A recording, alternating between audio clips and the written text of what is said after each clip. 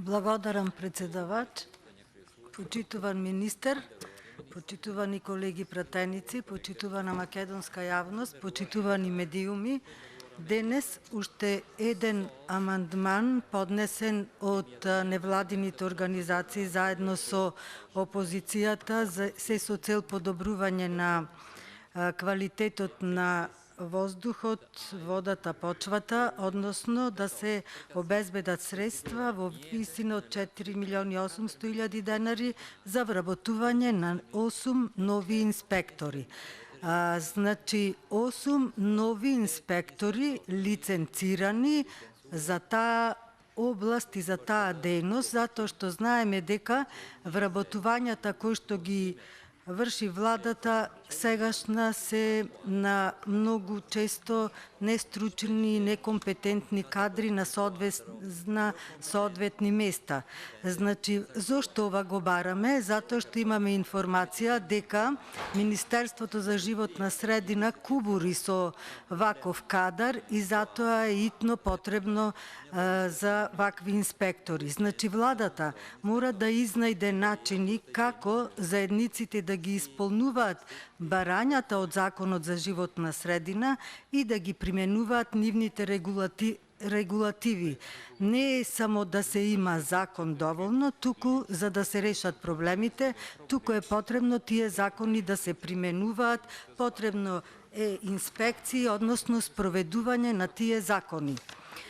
Едно објаснување, значи инспекциите во животната средина се дел од следењето на примената на законот и една од клучните компоненти што владините и другите институции ја користат, за да се осигураат дека заедниците се придржуваат кон законите и регулативата од животната средина.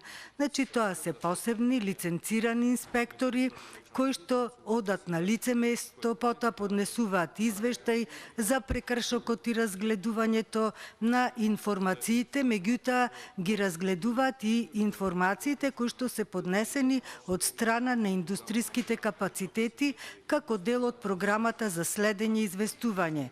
Следењето на примената генерално ги опфаќа следењето на ентитетот и владините инспекции и истраги. Нормално е спроведување на активности преземени од страна на владата против сторителот на прекршокот со цел да се обврзат да го применат законот.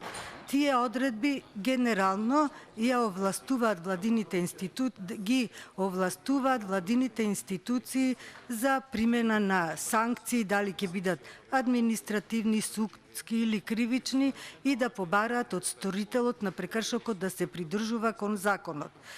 Да ве информираме, да ви дадаме на информација дека во државата имаме само еден инспектор за природа и 2 водостопански инспектори. Секако, или една споредба, во Холандија има 25 служби за животна средина, одговорни за издавање на дозволи за инспекција и за спроведување на одредбите.